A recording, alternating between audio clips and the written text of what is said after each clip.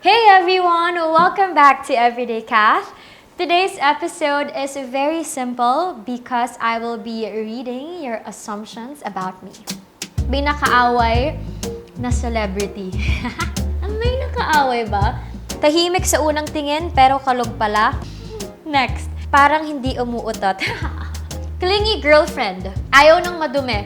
Impulsive buyer. Source ng chismis, ng chika, ng tropa. Secret lang. Few days ago, I posted something on my IG stories and I asked you guys to share with me your assumptions nga about me. So a lot of you submitted really funny and nice answers. So I've collected around mga 30 to 40 and I will be answering them just for you to get to know me more. So, shall we start? Let's start. Number 1. So while I'm while I'm reading your assumptions, I will be eating ice cream para mas masagot ko yung mga tanong niyo. Okay, I'm ready. Shall we start? Let's start. First assumption is maarte. Totoo yan. Tama kayo dyan. Maarte ako. Tama. Actually, aminado naman ako sa sarili ko na maarte ako. Maarte sa pagkain, maarte sa susuotin, maarte magsalita. Lahat ng kaartehan, aminado ako na maarte. So that is very true. Hindi ko naman kinakaya yun because I don't see anything wrong with that as long as nasa lugar. And wala, parang normal yan pag babae na maarte ka. And it's just me. So, aminado ako dun. Next, maganda ang sulat. Hindi totoo. Hindi maganda ako magsulat. In fact, nung high school ako, meron akong kaklase na super gandang-ganda ako sa sulat niya. But, never ako gumanda yung sulat ko. So, ako lang ata yung nakakaintindi sa sulat ko. But, I like to keep my notebooks, lalo pag mga notes ako nung nag-aaral ako, clean and ayoko ng maraming erasures and all. Kasi nga, maarte ako. Pero, maganda magsulat, sakto lang, di masyado. Next, impulsive buyer. Impulsive buyer. Hindi ko sure. Oo ata. I'm guilty. Yes. Sige, yes daw. Impulsive buyer ako ata. Kasi I'm the type of person na kapag may gusto ako, yung hindi ako makakatulog hanggat hindi ko yun nabibili. I know it's not nice, pero gusto ko lang maging honest sa video na to. I'm very impulsive. Na minsan, yung ibang tao, diba, if they want something, pag-iisipan pa, babalikan pa. But I'm the type of person na if I want something, I have to buy it or else baka mawala yun, tapos magsisisi ako. So yes, guilty, impulsive buyer. Next, ayaw sumabay sa uso. Ayaw ko sumabay sa uso. Especially with fashion trend, diba? I am the type of girl who doesn't want to wear anything or to buy anything just because uso siya. Tapos hindi ko naman gusto. Hindi ako ganun. So I have my own style, I have my own timing. So kapag naramdaman ko na gusto ko yun gawin, nun ko lang siya gagawin. I won't do it just because yun yung trend. So, yun, ako lang siguro yun. Pero, nope. Hindi ako sumabay sa uso. Next assumption, may nakaaway na celebrity. May nakaaway ba? Sa pagkakaalam ko, wala. Tingin ko wala. Wala akong nakaaway na celebrity. Siguro, hindi ko lang masasabi na super friendly ako, na sobrang dami kong friends, especially sa showbiz. Pero, I think, friendly ako. Wala akong nakaaway pa. Kasi, ang liit lang mundo ng showbiz. So, pag may makaaway ka, oh my God, makakatrabaho at makakatrabaho mo yun. And it's gonna be hard for you. Magiging awkward lang. So, might as well, wag ka na lang mang-away ng ibang tao. Kung wala naman ginawa sa'yo. Pero kung may ginawa sa'yo and kaaway-away, go awayan mo. Pero kung wala naman, it's better to work peacefully na wala ka natatapakan ng ibang tao. So, as far as I know, wala akong nakaaway. Next. Mahilig kumain. That's very true. Obvious ba? In fact, I love food so much, especially sweets. That's why I'm eating while reading your comments and answering your questions. I love sweets so much, especially ice cream. So this, now I'm eating the Magnolia Gold Label Winter Melon Milk Tea. Ito yung pinaka-favorite ko na flavor sa Gold Label because it's very creamy. And, ayan siya. Guys, I can finish this whole tub. I love Magnolia so much. Even before pa. I grew up eating Magnolia ice cream. Kaya nung kinuha nila akong endorser, sobrang kinilig ako. Kasi yung family namin, every time may occasion, may birthdays, lahat, parati yan may ice cream. And this Magnolia Gold label, I like it because it's very rich. And then, gawa siya from Carabao's milk. If you watch my last video, I like anything with Carabao's milk. And this one, it's very affordable as well. Especially, papalapit na yung Pasko. And pag nag-September na, tuloy-tuloy na yung birthday sa amin. Every month may celebration. So I think this is perfect for that. Especially kung mahilig ka kumain and you want to end your meal with something sweet. Oh my gosh, ito yung perfect namin. I like this, kesong puti. And they have so many flavors pa. So, if you're thinking of something na dadalhin nyo for your families or friends ngayong Christmas, I think ice cream would be perfect. And you can try this Magnolia Gold label. It's very affordable, very good, and masarap talaga. So, there. I love food. I love food. I love sweets. I love to eat. Next is clingy girlfriend. Am I a clingy girlfriend? I think yes, I'm very clingy. Pero malaking difference yung clingy sa needy.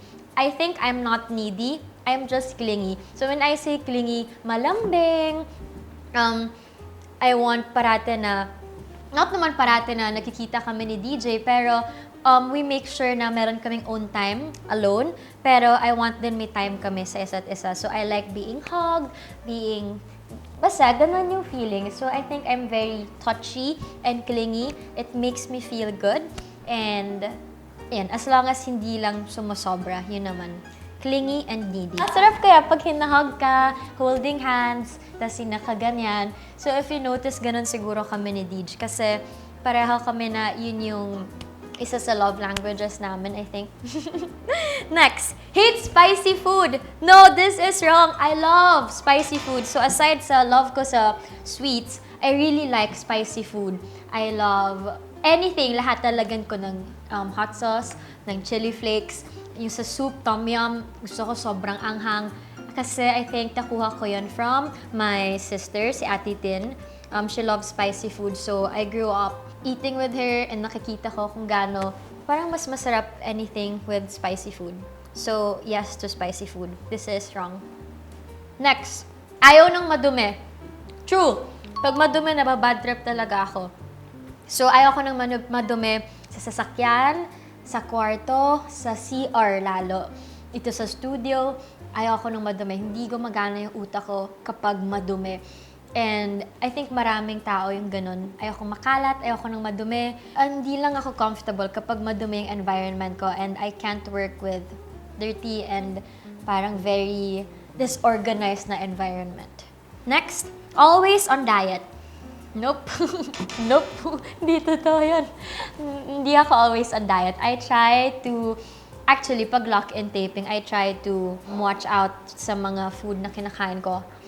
But now, hindi ako always on diet, but I have my cheat days twice a week. So not always. I don't like to deprive myself kasi malulungkot ako tapos hindi ako magpa-function ng maayos. Next, observant. Yes, correct. In fact, pag nasa isang place ako, I like to observe people. Not naman yung parang stalker ka na, but gusto ko lang maging observant just so I know kung ano yung surroundings ko, kung di ba ako masyadong, alam ko lang kung saan lumugar. And yeah, I like to observe people. Kung paano sila sa ibang tao, kung paano ka pagkausap sila. So, napapansin ko lahat. Napapansin ko lahat yan. Ewan ko kung bakit ako ganun. I think nahawa ko kay Deej kasi Deej is very observant as well. Next is, you are a hot-headed person. Gets mad very easily. Yes. Yeah, I think I am a hot-headed person. Yeah, let's be honest here. Mainit ng ulo ko. Kasi, actually, I don't like that about me. I'm very impatient ako. Especially, tayong mga girls, if it's time of the month, extra mainitin yung ulo. Nasistress ako. Yung pasensya ko, ganito na. Liliit pa yan. I don't know, bakit ganyan? Alam ko hindi siya maganda. Pero may mga days na mabait naman ako. Pero pag lang talaga yung time of the month na yun, girl, wag mo talaga akong pikunan kasi magiging dragon talaga ako. Next, you can easily memorize a script. No. Before, yes, but alam mo, isa one of the things na na-observe ko, nung tumanda ako, hirap na ako pag-memorize ng script. Dati nung bata, mabilis. Ngayon, especially no first lock-in, maybe because I was so nervous. So, ang tagal-tagal ko mag-memorize ng script na hindi ko ma-memorize lalo pag si Tito Ronaldo yung kasing ko kasi natatense ako because he's so good. So, I have my days. I have my days na mabilis ko ma-memorize pero may mga days na kahit anong basa mo, my God, hindi mo lang talaga siya ma-memorize and that's okay. So, yeah. Parang 50-50. Next. Feeling ko OC ka, Ate Kath. OC. I think I'm ok-ok. I think I'm very OC when it comes to my things. When it comes to packing, yung pag sa kwarto. Pero hindi naman ako yung super ok-ok talaga na yung konting ganyan lang, hindi pantay. Tapos ayaw na niya. I think very... Sakto lang yung pagka-ok-ok ko. And I think that's good kasi, again, like kagaya na sinabi ko kanina, I can't work with a dirty environment. And I think being OC talaga nakatulong yun kasi pag organize lahat, you can work nicely, mas mabilis kang makakaisip. Yun yung nag-work para sa akin. Next, parang hindi umuutot. Umuutot ako? Malakas! Mabaho! Parang normal na tao. Umuutot kami, pero hindi ako umuutot sa public place. Pinipigilan ko talaga kasi nahihiya ako. Yung ibang tao kaya ata nila umutot kahit na maraming tao. Ako parang nasyasya yung utot ko pag maraming tao. So, hindi po porket artista, hindi kami umuutot. Umuutot kami. Minsan di niya lang alam na kami umutot, pero surprise! Kami yun. Lalo pag sa taping, parati ako may gas. So, yeah, I keep farting kapag sa taping. Pero pag walang tao, secret lang. A hands-on jowa. Yes, I think I'm very hands-on jowa. Feeling. Tanong natin si Ditch, but I think I'm very hands-on. I'm the type of girlfriend na very hands-on sa boyfriend. Like, yung mga gamit, kung anong kailangan niya, if may kailangan siya ipasabay sa'yo, ikaw yung gagawa. Kung kaya mo ayusin yung gamit niya, tulong ka. I think very hands-on. Likewise with Deej, I think he's very hands-on as well, and I like that. Next is, laway conscious, hehe. Love you, Ate Kath. Laway conscious? Oo, laway conscious ako. Yung ibang tao kasi hindi laway conscious, pero ako, kahit friends or kilala ko, medyo LC yung shortcut doon, diba? So, I'm very laway conscious. So, for example, my tumbler. Pwede ka naman uminom. I can share my tumbler with you. Pero, hindi yung kung saan ako umiinom. Doon ka sa ganyan. Ewan ko laway conscious nga ako. Kasi nga marte ako. Okay lang yun. Tapos, kunwari, nag-wine or meron kayong umiinom kami with friends, I can't share the same glass with my friends or other people. I think safe na maging laway conscious tayo, especially now na may COVID. Dapat talaga maging laway conscious tayo para safe.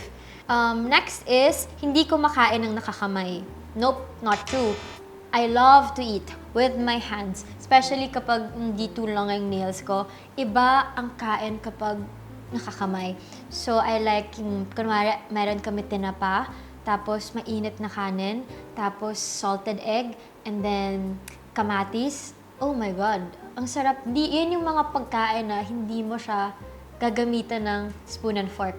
Mas masarap kapag nakakamay kumain. So, hindi totoo. I love to eat with my hands. Especially pag seafood. Next. Tahimik sa unang tingin, pero kalog pala. Correct. Tahimik ako sa una. Pero, once makilala mo ako, non-stop na yan. So, pero sa una tahimik, but huwag kayong magpa-deceive. Next is anak mayaman. Anak mayaman? Hindi ako anak mayaman. Hindi kami lumaki na mayaman, but my parents are very hardworking. So, Everything that we have now, produkto yun ng hard work, ng hirap, sweat, sacrifices, and all. So, hindi namin nakukuha lahat ng gusto namin, but my parents try to give kung ano yung mga kailangan namin. But we are not rich. We are just hardworking. Like ngayon, very hardworking kasi pinalaki kami nila mama na hindi mo nakukuha lahat ng gusto mo kung di mo paghihirapan. So, yun. Ano lang kami, na-open agad kami sa ganung reality. Simula bata kami, kaya dala ko yun hanggang ngayon. Pwede kang yumaman, basta hardworking ka. Tama? Tama! Next. I think you secretly wanted to be a chef or designer if you are not an artist. Actually, yes, I want to be a chef. Kung di ako artista, maybe. Or a designer, you know, before ako mag-enroll na marketing sa Anderan nung nag-aral ako ng ilang SEMs. Nag-apply muna ako sa fashion school, but then I realized hindi talaga ako marunong mag-drawing. So, na-frustrate lang ako, kaya hindi ko na-pursue yung fashion. But kung marunong lang ako ng drawing, I think I might be doing something na related to fashion. Yeah, that's my frustration. Next is social. Social, parang classy, the classy. I think, hindi. Actually, halo. Meron akong side na, of course, yung classy yung taste mo sa mga ibang bagay. Pero, Jologs din kasi ako eh. Hindi ako 100% social. Hindi din ako 100% Jolog. So, 50-50 ba? May mga araw. Pero mas madalas ata, Jologs ako. Kalog. So, baka 70% Jologs, 30% social. So, it's the perfect balance. Mga Jologs. Mga kaibigan ko, Jologs.